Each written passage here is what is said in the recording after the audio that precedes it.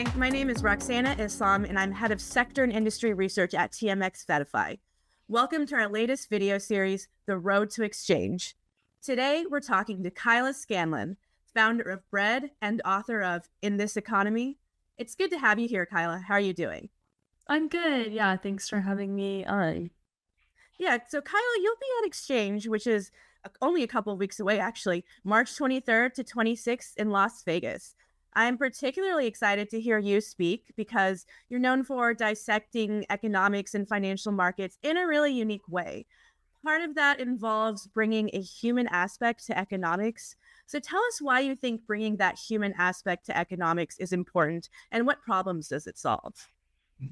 Yeah, so the way that I try to do my content, which is posted across social media, so TikTok, Instagram, YouTube, newsletter, etc., is I try to center people in the economy because people are the economy at the end of the day, right? Like the flow of goods and services ultimately does come through people. And so it's really important to care for people, to create policies for people, to make sure that housing is affordable, that food isn't too expensive, things like that. And so, what I try to do with all of my work is remind people that they are the economy so that hopefully there will be some sort of interest in learning a bit more about economics and understanding their role in the world. And I think you do a great job. It definitely stands out to me. And honestly, it's just much easier to read than some of the traditional economic commentary out there. So, what are the audiences your content resonates with the most?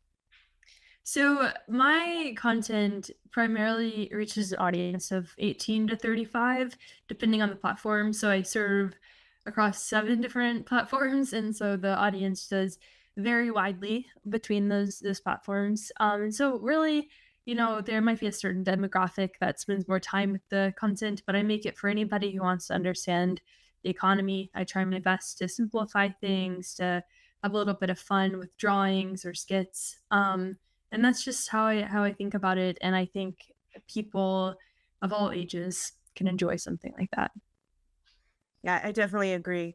How did you get into content creating, by the way?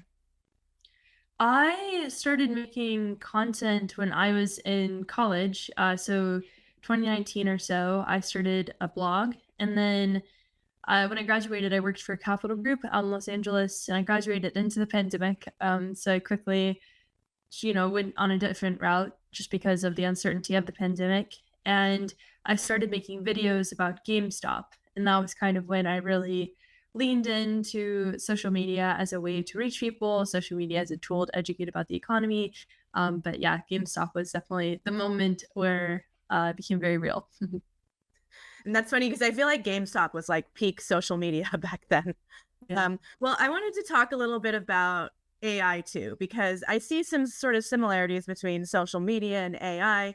Much like social media, AI is also becoming a little bit controversial as it becomes more relevant in our lives. So, what are your thoughts of AI in the economy? Because obviously, there's a big impact on businesses and the economy versus its impact on our lives.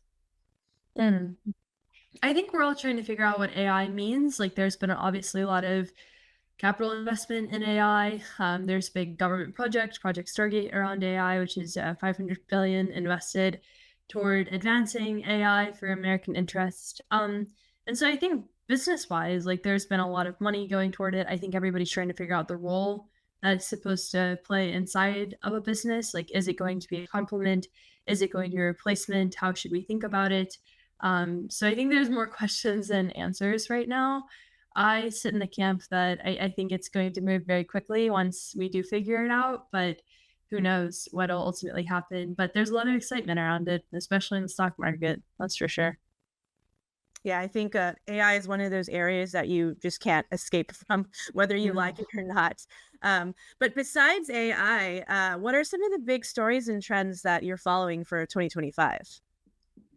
Yeah, so economics and politics does end up pretty intertwined in terms of tariffs and tax cuts and things like that. And so I'm spending a lot of time dissecting the policies of the Trump administration and trying to figure out how they're going to impact people, how to perhaps invest around them or with them.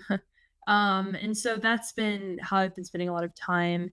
It's understanding the current administration's policies, how it'll impact young people, and how people can think about their economic future, considering what we know about the policy implications.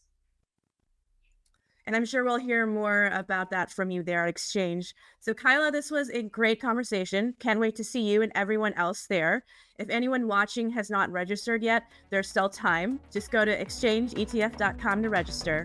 We hope to see you there.